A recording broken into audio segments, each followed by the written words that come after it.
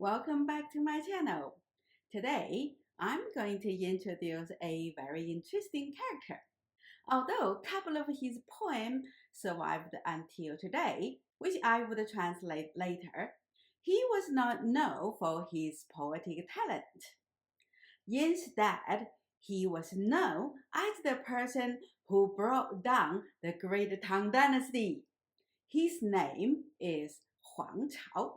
Before I tell you his life story and translate the poem he composed, I would like to talk a little bit about the time he lived in. As you might know, many Chinese historians, poets, sinologists, etc. regarded the Tang Dynasty as the greatest period due to its impressive culture and military achievements. The Tang Dynasty produced many of the greatest poets in Chinese literary history, as I shown in my channel. Also, it is believed that the Tang Dynasty had the biggest territory ruled by ethnic Chinese, which I reserve my doubt. Maybe I'll make another video about the ethnicity of the ruling family of the Tang Dynasty later. Tell me if you're interested in that topic. As you can see in this map, the Tang Dynasty expanded its territory deep into Central Asia at the west. It rebuilt the famous Silk Road through Central Asia, trading with the Europeans. The Tang Emperor also conquered the large territory at the northeast, which was never ruled by the Chinese before, and took over land that belongs to Korea today. In the south and southeast, the Tang also conquered land that belonged to Vietnam and other Southeastern Asian countries today.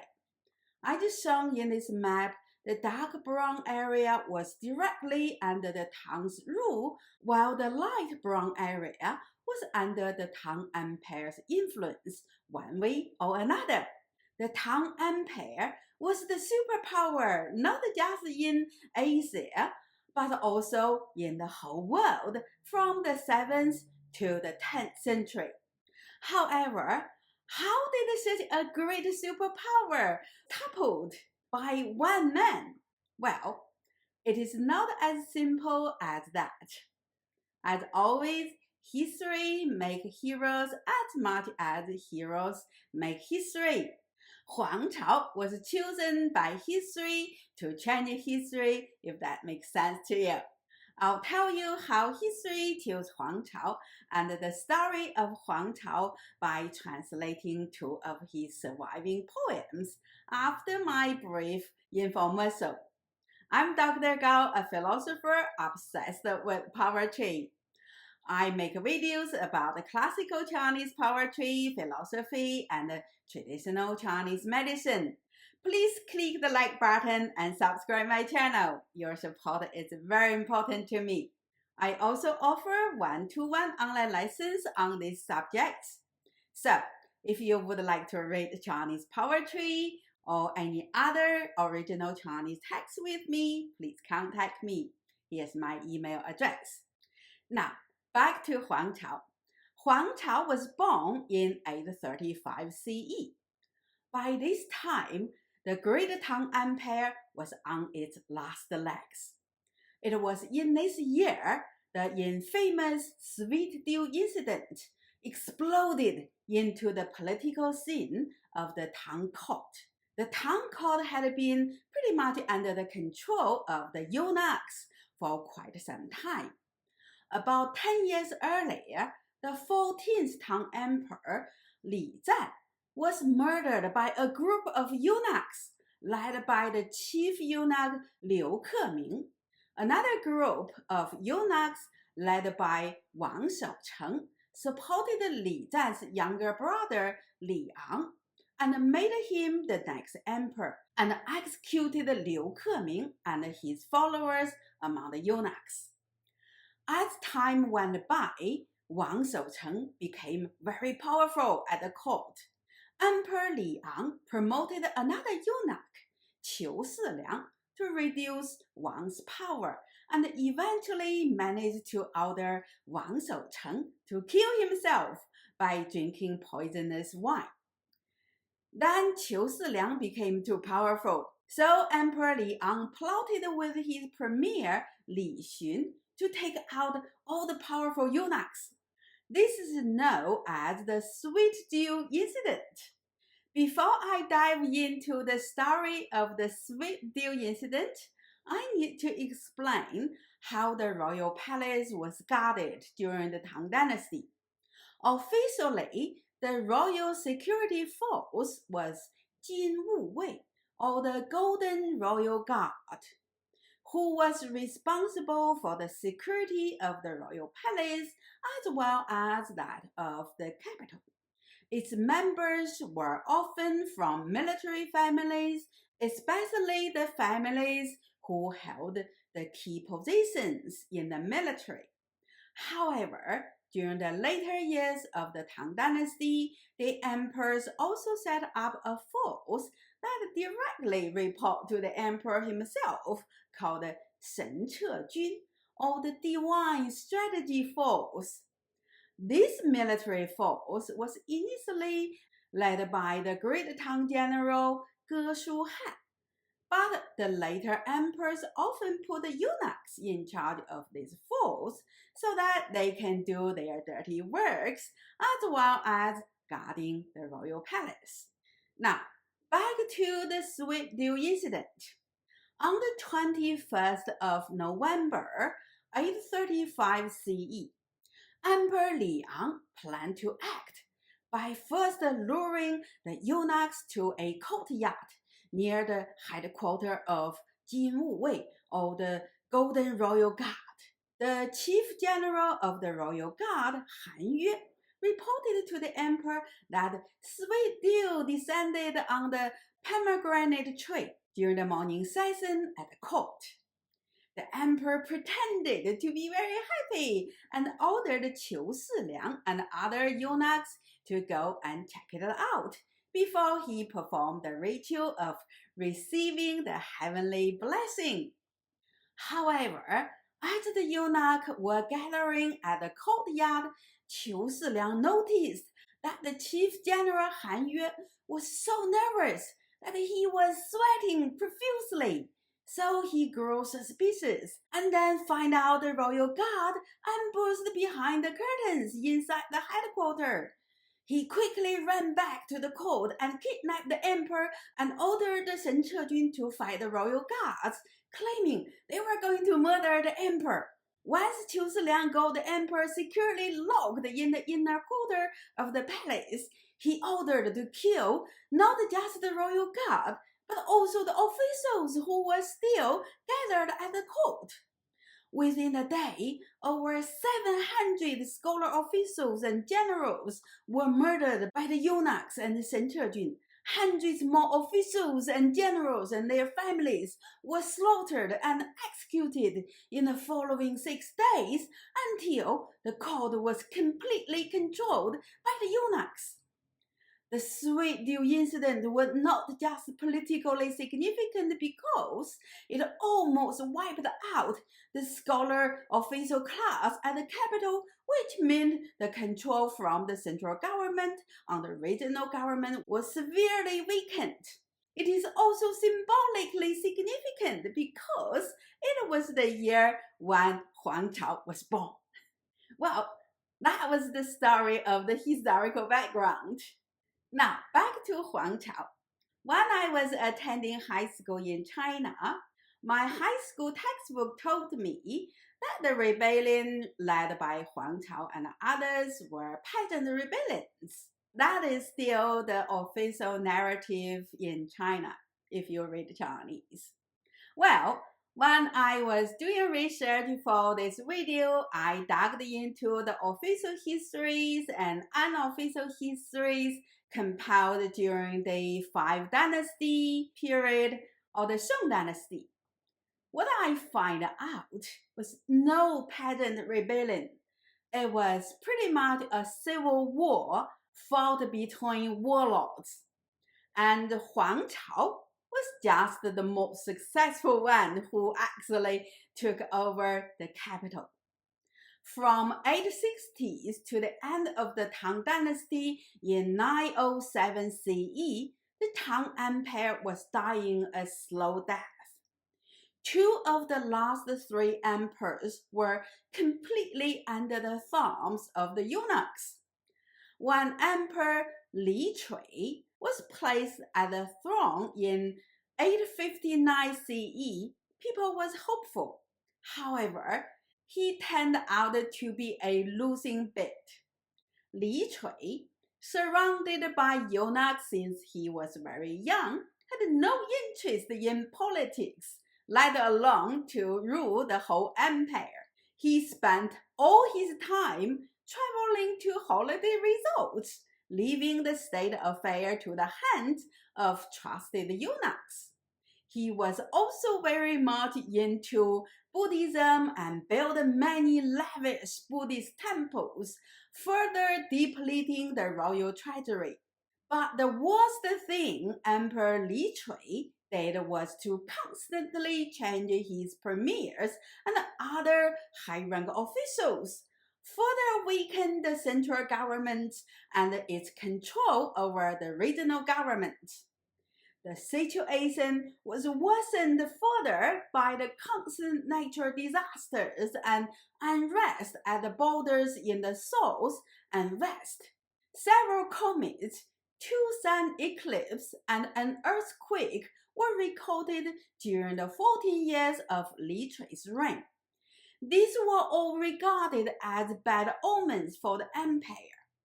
In 868 CE, a general named Pang Xun led a rebellion in the southwest border at Guilin, located in today's Guangxi province.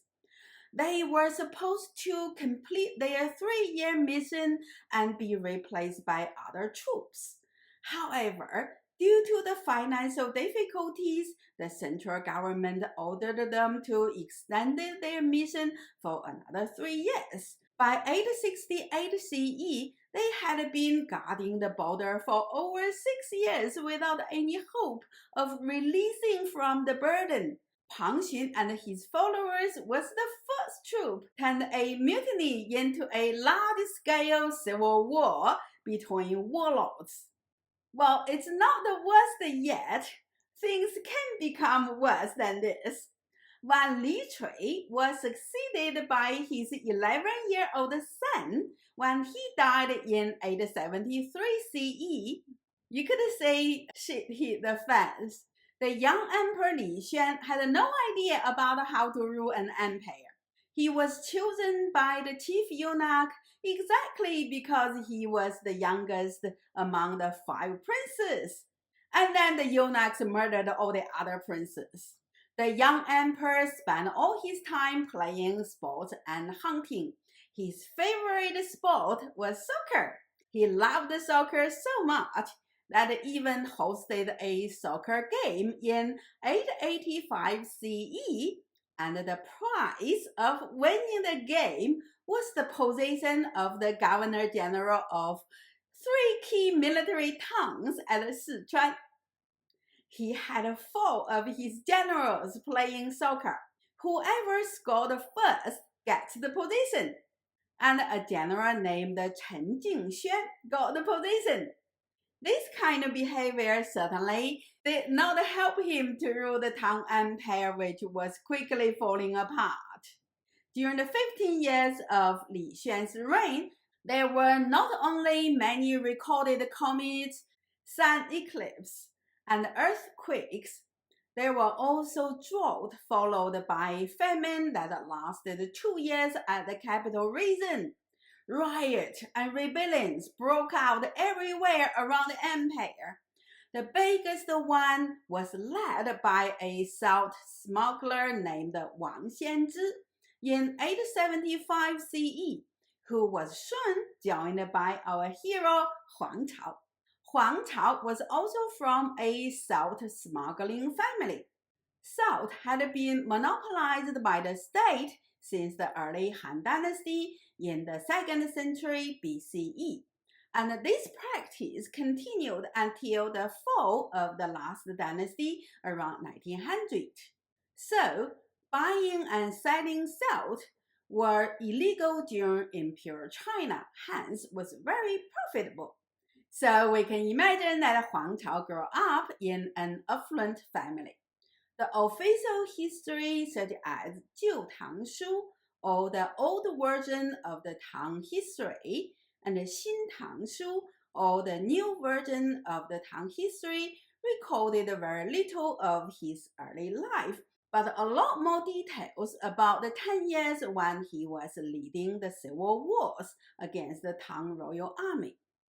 The little information we know today about his early life was from an unofficial history in the title of 贵耳集, or a collection of entertaining stories for the ears. It reports a story that Huang Chao had a poetry competition with his father and grandfather when he was only 5 years old. When his father and grandfather were still working hard on their lines, he blurted out with this couplet: 堪与百花为种手，自然天赐者黄衣.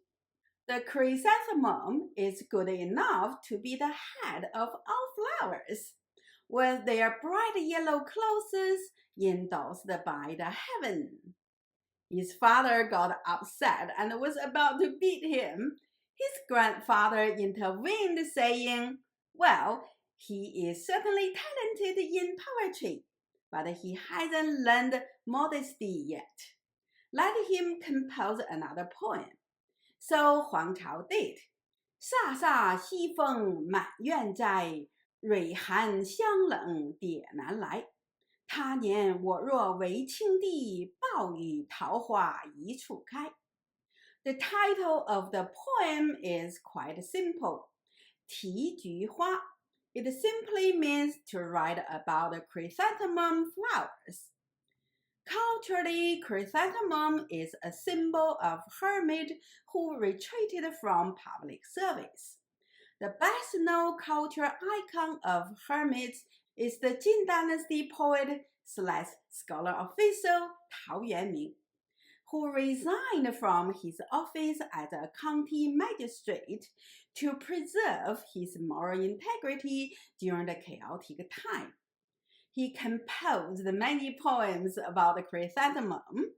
I recall I cited a couplet from his poem about enjoying the hermit's lifestyle. 采菊东篱下，悠然见南山. Collecting chrysanthemum under the hedge at the east, I gaze at the southern mountain leisurely. It is clear the poet was in peace and content with his hermit lifestyle. However, the chrysanthemum in Huang Chao's poem is not a symbol of peace and contentment of a Taoist hermit. It represents the poet's ambition to change the current social structure. Now, let me translate his poem character by character. 飒飒西风满院在，蕊寒香冷蝶难来. 飒飒 is the sound of wind when it blows over leaves. 西风 literally means the wind from the west. Due to the geographic features of the northern China along the Yellow River, the wind has specific seasonal characteristics. That is, the wind blows from the east during the spring. So east wind represents the arrival of the spring. The same goes with the south wind as the arrival of the summer, west wind autumn, and north wind winter. To make it clear, David and I insert autumnal to signify the season in our translation. 满 means full. Here it simply means that the chrysanthemum was planted everywhere in the courtyard. Yuan means courtyard, and Zai means plant. Rui refers to both the male and female fertilizer organ of the flowers. However, in Chinese literature, flowers are a popular symbol for young girls, so I choose to translate Rui into the female organ, that is, pistil. Han means cold, Xiang means fragrance, Leng also means cold. However, there is a subtle difference between Han and Leng.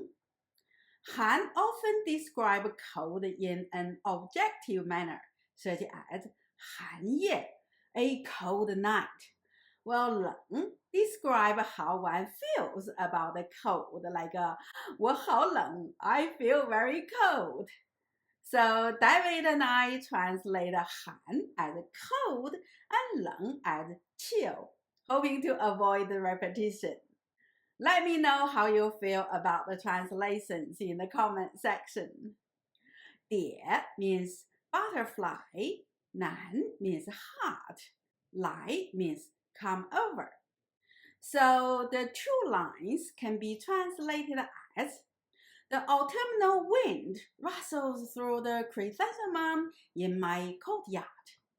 The butterfly finds it hard to browse the chill fragrance in the chrysanthemum's cold petals. 他年我若为青地，暴雨桃花一处开。他 means other, 年 means year. 他年 literally means the other year, but this use is not very common in English, so I replace it with 他日 or the other day because in Chinese, 他年 and 他日 are interchangeable, meaning someday in the future. Hence, I translate 他年 as one day. 我 means I, 若 means if, 为 means become, 青 means blue, 地 means God. I also like to explain a bit about the phrase 青地. According to Chinese mythology, the whole human world was governed by 5 deities called 五方地, or the 5 gods of the 5 cardinal directions. Each god is associated with a specific mythical creature and color and has specific responsibilities. The text 淮南子 by King Liu An of Western Han Dynasty provided the most comprehensive account of the 5 gods and their characteristics. Now, let me read the quote in Chinese first, and then followed by my translation.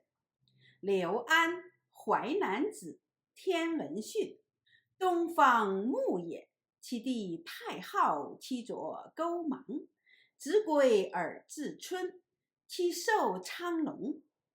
南方火也，其地炎地，其左朱明，子恒而至夏。其寿朱鸟，中央土也，其地黄地，其左后土，子省而治四方，其寿黄龙。西方金也，其地少昊，其左汝收，直距而治秋，其寿白虎。北方水也，其地颛顼，其左玄冥，直泉而至东，其寿玄武。刘安 Master 淮南 Treatise on Heavenly Patterns. The east belongs to the face of wood. Its deity's name is Tai Hao. Its officer is Gou Mang. It holds a compass to regulate the spring. Its mythical creature is the blue dragon. The south belongs to the face of fire. Its deities is the fire god, and its officers is Zhurong. It holds a balance to govern the summer. Its mythical creature is the right bird.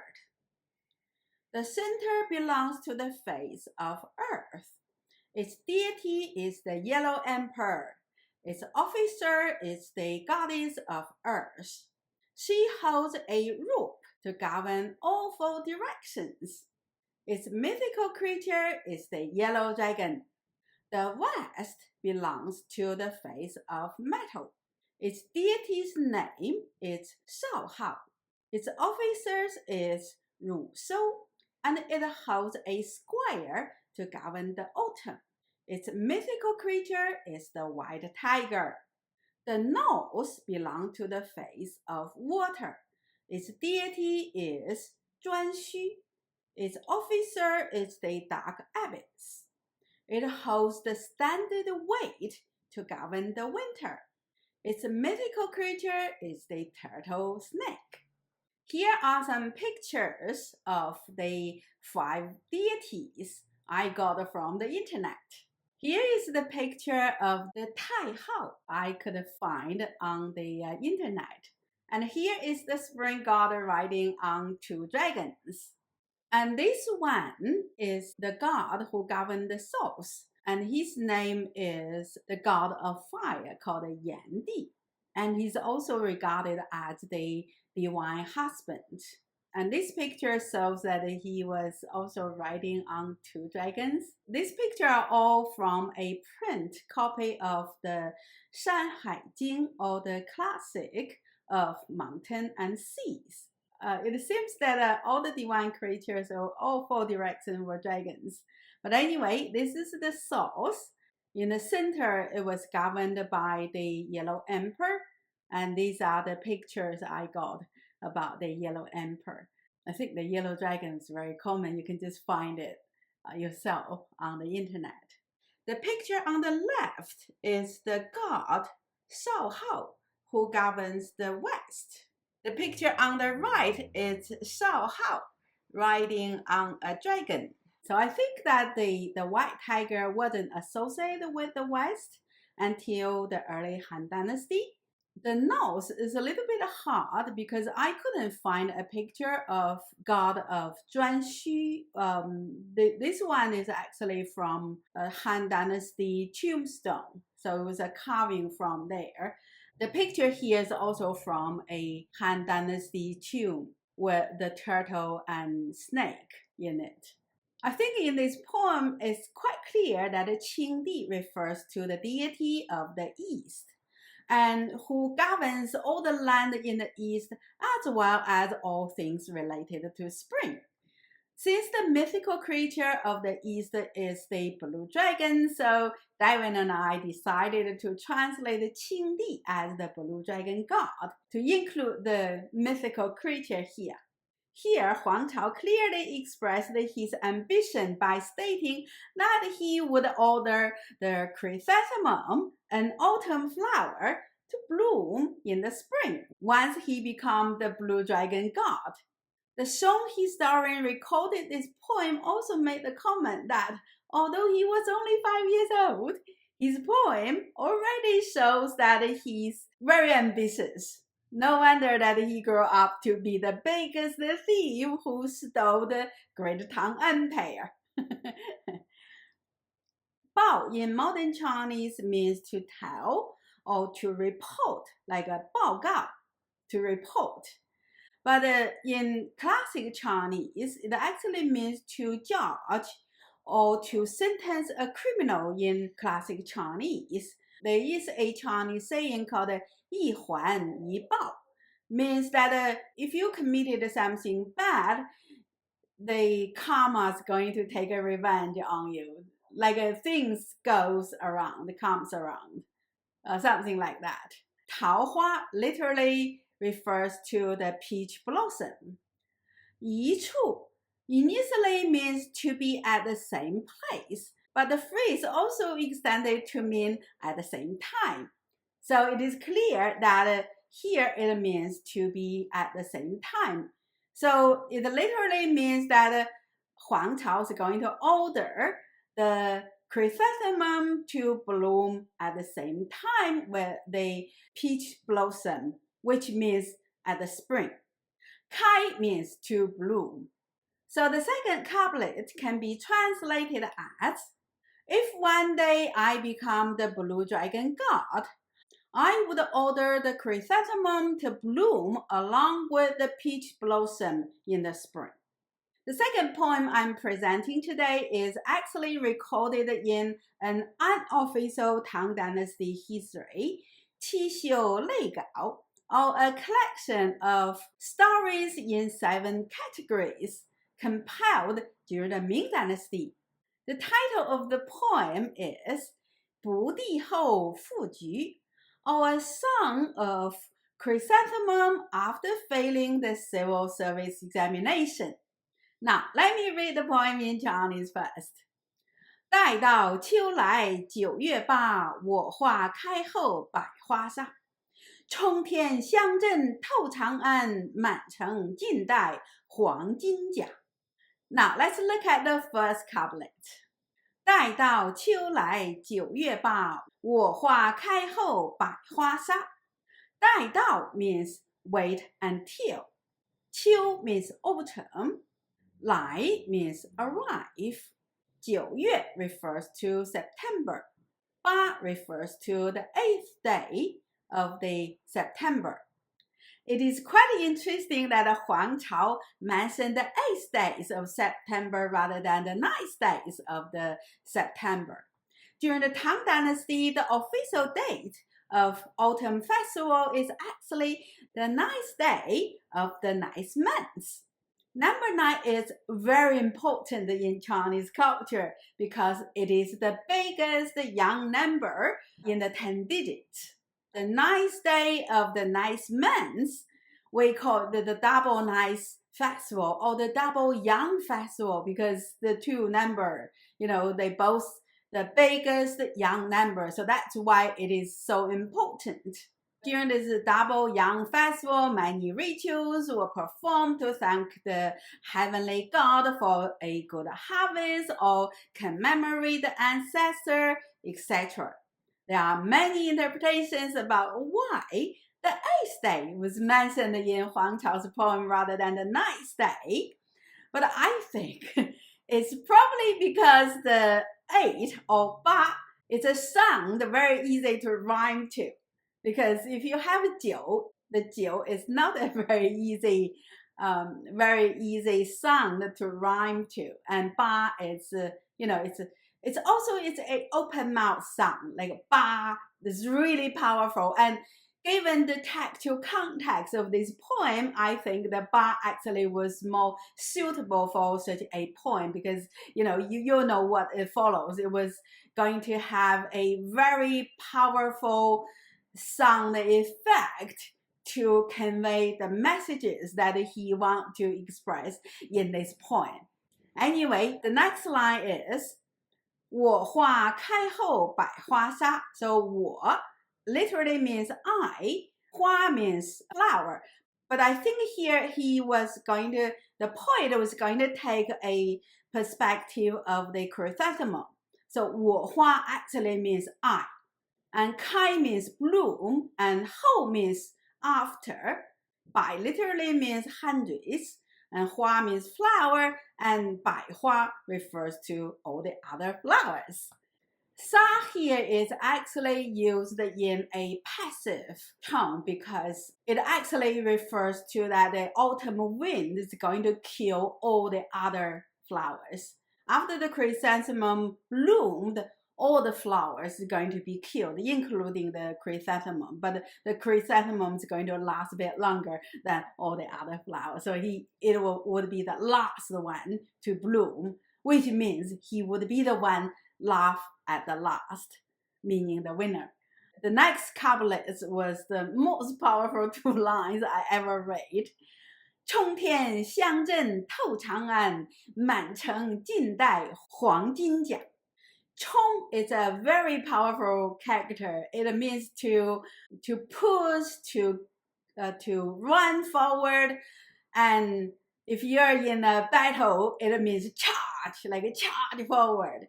So 冲天 actually means to rise or rise to the heaven or to the sky. So, say 冲天 is a term to express extremely heightened emotion. For instance, if an army has extremely high morale, it is called 士气冲天, meaning the morale is rising to the sky. If someone is very bitter, you can call it 怨气冲天, means his resentment was so intense, actually it reached sky. 香 means fragrance. It is often associated with femininity and fragile things such as flowers or young girl. But Zhen means military formation, which is the ultimate expression of masculinity. All things extremely violent, like the military formation that was ready to kill. To put these two characters together, it forms a rather contradictory yet ironically live imageries. On the one hand, it was the extremely feminine, fragile thing of a fragrance. But on the other hand, you have this military formation that was extremely strong and violent. So that was a very interesting imagery. Toe is another very interesting character using here. It literally means to penetrate. There is an extremely gory phrase called 透心凉, which describes the cold feeling of a dagger stabbing through the heart. It is also another term used to refer to an extremely sharp dagger. So 透 actually means to stab through the heart of something. But of course, in modern Chinese, the 透心凉 totally lost its gory imagery and become a rather common phrase meaning the cooling sensation you got when drinking a cold drink in a hot day. You could say, oh, that's really good. 透心凉, it's very, very cool. But here I imagine it was used in the original meaning, presenting an imagery that the fragrance is like a dagger stabbing into the heart of the capital. Well, the next line makes it absolutely clear that what the poet means. 满城尽带黄金甲. 满 can be either used as a verb, meaning to fill up a cup, like a 满上, filling up the cup with wine. Okay, and it can also be used as an adjective, like we used earlier, like a 满院 or the whole courtyard. But 满城 here just means the capital city. 尽 means all of it. 带 means wear. 黄金 means the golden color, and 甲 refers to the armor. So when you read it just imagine the whole capital filled up with the soldiers in golden armor. Apparently the capital has been taken over. So the second couplet can be translated as, my fragrance rises to the heaven like an army invading Chang'an, covering the whole city with my golden armor. But the interesting thing is, none of these two poems appeared in any of the official Tang Dynasty histories. The first poem was recorded in 贵耳集, as I mentioned earlier, a collection of entertaining stories for the ears, which was compiled around 1241, more than 300 years after Huang Chao took over Chang'an. So it is not clear whether the poem was actually composed by Huang Chao. The second poem was recorded in the Ming Dynasty by a scholar named Lang Ying, who lived between 1487 to 1566, more than 600 years after Huang Chao took over Chang'an. I'm highly suspicious these two poems were actually composed by Huang Chao. However, this uncertainty did not stop people from accrediting these two poems to Huang Chao and regard it as the best 反诗 or rebellious poems.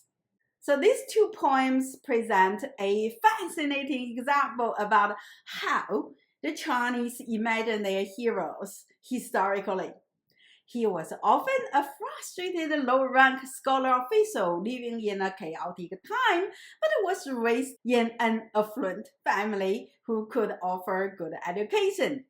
He often showed political ambition very early on, and if he succeeded, he would be an emperor like Liu Xiu, who re-established the Han Dynasty, which lasted for another 200 years, or Zhao Kuangyin, who founded the Ming Dynasty. Of course, if he lost, he would become a legend in the popular novels such as The Romance of the Three Kingdoms or Outlaws of the Marsh.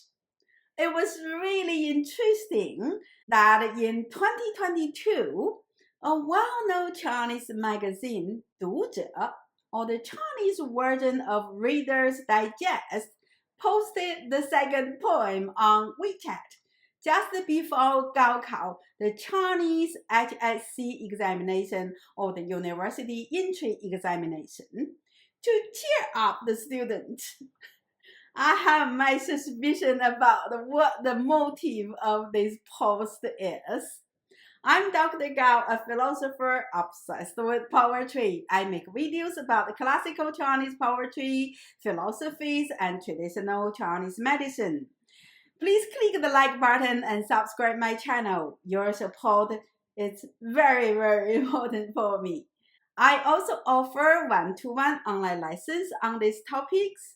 So if you would like to read original Chinese poem or any other medical or philosophical text with me, please contact me. Here's my email address. Thank you for watching my video. I'll see you next time.